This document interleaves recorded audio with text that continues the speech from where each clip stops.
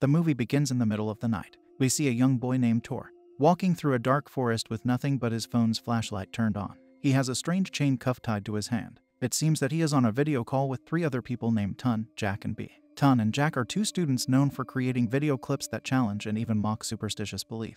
Recently, their videos seem to have gained notoriety. As their viral videos accumulated an increasing number of views, they began to lose restraint and became more reckless. On this day, the group has arrived at this remote location after abducting poor Tor against his will, and now they are making him walk the dark forest all alone. On the other side of the phone, Tun and Jack are snickering in the corner, looking at the video while B looks rather uncomfortable. Tor cautiously walks through the jungle with the phone in hand. As he turns a corner, the group on the other side seems to have caught a glimpse of something lurking near the boy. Tun gets alert and asks Tor if there is anyone there beside him. That is a good way to caution a poor lonely soul trekking the dark forest. Hearing this, he turns the camera around and asks them who would be there beside him since he went in alone. As he speaks, a strange creature rushes past him. The group is immediately startled, however Tor still remains in the dark. They then tell him that there is indeed someone besides him. After seeing their shocked and sacred expressions, Tor starts to get a little scared as well. He runs his eyes all around himself, checking for any menacing entity or person that might pose him any threat. As the initial adrenaline rush settles, sweat beads start to form on his forehead and he begins breathing hard. The poor boy is now scared senseless. Back on the other side, the group is still watching him pant in fear and look around. Instead of going in and giving him a hand, these people opt to stay out in the road with their car and just watch him. All of a sudden, they hear Tor scream and run through the phone. The screen turns dark. Inside the forest, Tor runs for his life, screaming in fright. He stumbles a few steps and his foot catches on some bushes, making him trip and fall. The phone also falls, however the camera remains open, facing him. The screen shows him fall and then shortly get dragged into the depths of the dark forest by something unknown. Flashback to 2 days earlier. We see Tor getting a gold medal for the annual science project. A teacher praises him as he is presented with a certificate and a medal. It turns out that he is a consistent winner for this project from the last 3 years. As he is being presented with the honors, we see B standing on the 2nd floor and overlooking the ceremony with visible contempt. On the other side, Tun and Jack are also watching this ceremony unfold. Jack comments sarcastically that Tun's brother, Tor, keeps winning this project like he is collecting coins for slot machines. Tun isn't too pleased about his brother's win though. After receiving his medal, Tor comes back up and is approached by a girl. As the two take pictures, B watches them and looks both jealous and pissed. Jack, on the other hand, keeps watching B. He looks genuinely concerned. In order to change her mood, he texts her, offering to go out somewhere, but B, instead of taking up his offer, goes away. It seems that Jack likes B while the girl is harboring feelings for Tor. However, there seems to be some tension underlying these. Later, we see Jack and Tun in the restroom stalls. Jack is stalking B's Facebook profile when he gets a message from her, asking for a mysterious favor that makes Jack visibly happy. Afterwards, Jack and Tun go live on their channel as they tell their viewers on how to cheat the slot machine. Jack records while Tun does the trick, and sure enough, they win the lottery. As they are picking up their winnings, one of the coins slides into the creek between the slot machines. Tun strains his arm to reach for it. Just as he is about to grab the coin, something grabs his arm. Scared, he quickly backs up. However, there seems to be a chain handcuff tightened around his arm. Before he can freak out, Jack comes around hooting with laughter. Turns out, he was the one who tightened it around his hand. Upon seeing Tun's scared and lost expression, he tells him that it is a prop for their next video. They drool at the thought of increasing their view count and the screen cuts. 2 days later, we see the duo with B and a tied Tor driving away in the dark night. It seems obvious how unwilling Tor is to go with them. He tries hard to free his hand and ask them to let him go, however they do not listen. Jack picks up his phone and turns on the live stream of their show, named Ghost Butler. Tun talks about how they have a special guest today, referring to his stepbrother Tor. He says that for today's challenge, Tor would go into the cemetery and cuff his hand with a corpse for half an hour. As the two influencers are mentioning their challenge, Tor looks as unwilling as one can be. He keeps pulling at the chain but it won't give out. Desperate, he tells Tun that he has to go and help out Dad at work, so Tun better let him go, but his pleas go unanswered. After all this ruckus, B gets uncomfortable and pleads with Jack to stop all this and let Tor go. After hearing this, Jack gets angry all of a sudden. He calls Tor a despicable person as he used B and then dumped her, which led to him getting all the credit for the project. Thus, he is doing this as a revenge for B. Halfway through, Tun sees an abandoned, rotten corpse on the road ahead. Startled, he crashes the car into a ditch just on the roadside. Inside the car, the people freak out. The scared Tun asks Jack to go out and check if there is anything. The boy reluctantly descends and checks the surroundings, but there seems to be no one around.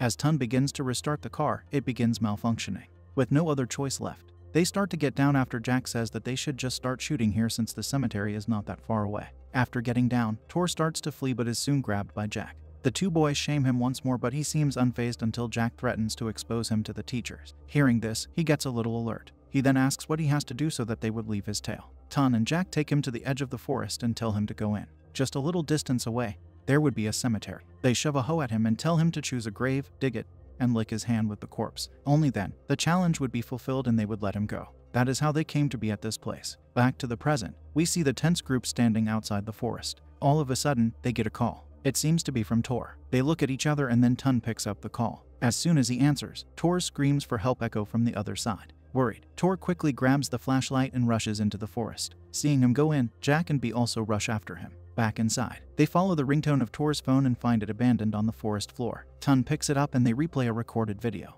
In this, they see a scared Tor running for his life and screaming for help. Meanwhile, Tor creeps up on them. Thinking that they might be his attackers, he raises the hoe against them. Just then, they turn around and he finally breathes in relief. They notice his pale face and try to downplay the situation. Jack says that there is no need to worry. Tun grabs him and says that it is nothing. The real fun will begin shortly. Despite all the things they just experienced, the two influencers readily decide to proceed with their plan. Huddled together, the group finally reaches the cemetery. Tor feels the cold air and shudders. He begs Tun to return, but the latter merely scoffs. He takes out a coin and tells Tor that if it's heads, they would skip, but if it is tails, he would have to dig the grave. They start and shortly, on the third grave, the poor boy gets unlucky. The flipped coin shows tails. Jack and Tun mutually decide that poor Tor would be digging that grave. A chill spreads through his being as his brother drags him near the grave.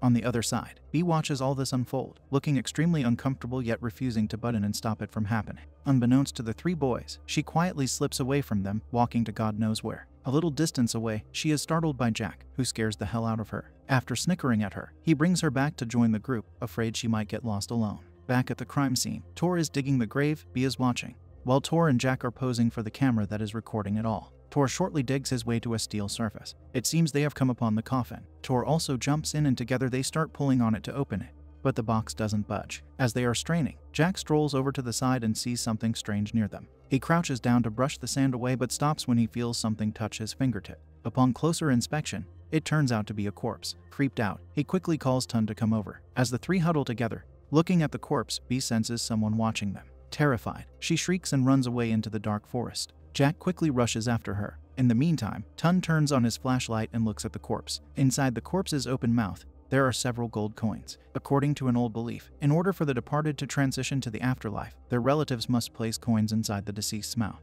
Thus, this particular corpse must have been quite rich since he has plenty of gold coins in his mouth. Seeing the coins, Tun becomes a little greedy and extends a hand to grab some, but his hand is stopped by Tor. Just then, he receives a text message from his mother telling him to come back home with his brother. He ignores the message and sets the phone aside with the camera facing them. Tor tries to reason with him that he is being reckless, but Tun doesn't listen. Soon a fight breaks out between the brothers. Tor tries to leave, saying that he quits, but his brother wouldn't have it. He grabs him and drags him back towards the corpse. Before the fight can escalate, Tun feels the corpse grab his hand. Scared, he quickly cowers in a corner. However, he is far from giving up. Getting up once more, he grabs Tor and tells him that if he would tie his hands with the corpse, Tun would let him go. Once again, the corpse grabs his leg and he falls down, scared. This time the corpse doesn't let go and drags him inside the ditch. He screams for help. However, Tor cannot see anything. Only Tun can see the terrifying rotten corpse sit up. Looking back, he sees Tor about to run off and with no other choice left, he locks the other end of the handcuff to his own hand. Then, along with Tor, he runs off into the dark forest, away from the menace. After running for a while, they find themselves back at the same place. They take Tun's phone this time and notice that there is no signal. On the other side, we see Jack still pursuing Bee, who is running off in fear. The brothers stumble across a terrified Bee before Jack does. Tun asks her about him, but she doesn't know where he is. Soon, rain starts to fall as the trio rushes in search of shelter. They stumble upon a temple and decide to take shelter there. Upon reaching the door, Tun sees Jack's shoe lying nearby. Before he can investigate further, a monk opens the door. The group is ushered inside where the monk tells them that they can stay the night. Tun asks about Jack and the monk replies that since there are so many visitors every day, he cannot remember if his friend is among them or not. He tells them to retire for the night and look around tomorrow in order to find him. The monk talks no harm, but there is a mysterious aura about him that one cannot ignore. The boys go outside where Tun tells Tor about the shoe that he saw previously which has mysteriously vanished now. Tor tells him that it must have been someone else's shoe, but Tun is worried. He decides to look for Jack instead of waiting for tomorrow. The duo walk around for a while but find no clues whatsoever. Just as they're about to give up, they see a man approach the place with a huge object on his shoulder. The duo hides in a corner, watching the man as he dumps the object on a table. After lighting a cigarette, he opens up the package and the boy's blood runs cold. It turns out to be a corpse. Tun quickly turns on his phone to record the scene. The man opens up the corpse's mouth. All of a sudden, the corpse's eyes fly open. However, The man remains unfazed. He calmly closes them back and uses pliers to take out the gold tooth from inside her mouth. Afterwards, he takes the corpse back. As he disappears, Tor berates him for stealing from a deceased person. He says what if she comes after him, but Tun thinks otherwise. He says that since she has already gone, then it is not considered stealing.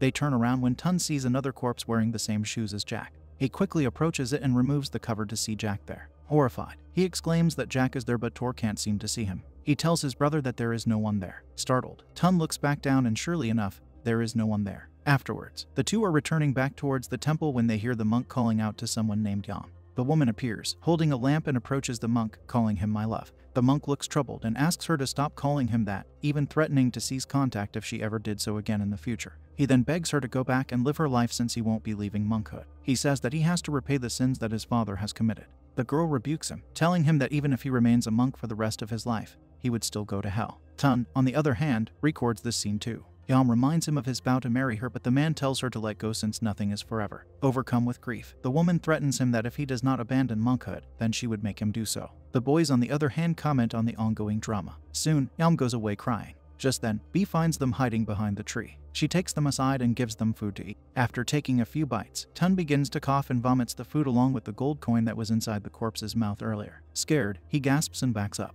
Tor watches him turn pale and asks if he is okay. Tun looks back and finds the coin along with the vomit gone. Poor boy keeps seeing things. The group then discusses how to look for Jack. He appears suspiciously calm as she asks them to rest for the night here and look for Jack tomorrow. After that, the boys go off to take a shower before going to bed. As Tun takes off his shirt, a gold coin drops down. He quickly steps on it to hide it from Tor, who remains oblivious. No wonder he was so offended when Tor rebuked the man for stealing from corpses. He himself stole from one too. Tun bends down to pick the coin but gets another scare when he sees a rotten corpse's feet stepping on it.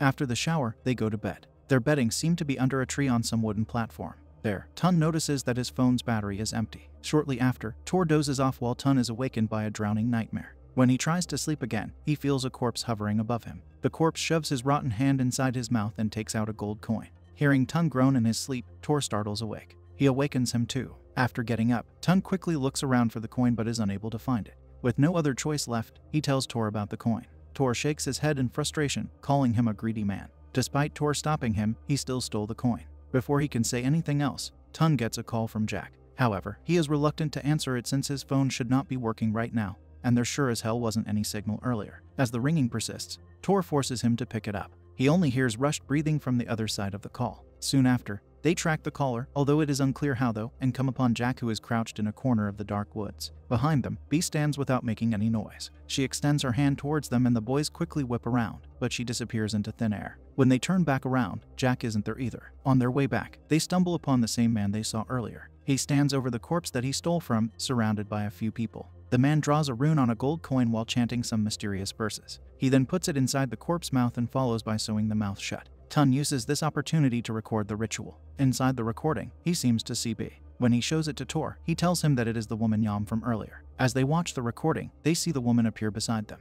Scared, they quickly flee. After they leave, the man is approached by the monk, who takes over. He turns out to be the monk's father. The next day, we see Tun and Tor waking up inside the shrine. They rush out to the lake to wash up. There, Tor sees Yam traveling with the monk's father. On the other hand, as Tun is washing his face, he sees the terrifying face of a corpse emerging from the water and quickly backs up. The two then make their way towards the shrine where many people have gathered and the monk is giving a sermon. There, Yam approaches the monk and serves him a glass of water. As he puts down the water after drinking, Yam takes his used cup and drinks from it. This makes the monk's father extremely angry. The man approaches the woman and tells her to leave his son alone. An argument breaks out and only after an older monk intervenes do they call it off. Later, we see Tun and Tor following a crying Yam. The woman stumbles upon the monk and his father. Before she can see them clearly, she unconsciously attacks and injures them. Surprisingly, the same injuries appear on Tun and Tor, who are watching from the sideline. Just then, the villagers arrive. Thinking that she intentionally harmed them, they take the poor girl and lock her up. On the other hand, Bee also arrives and takes the boys away.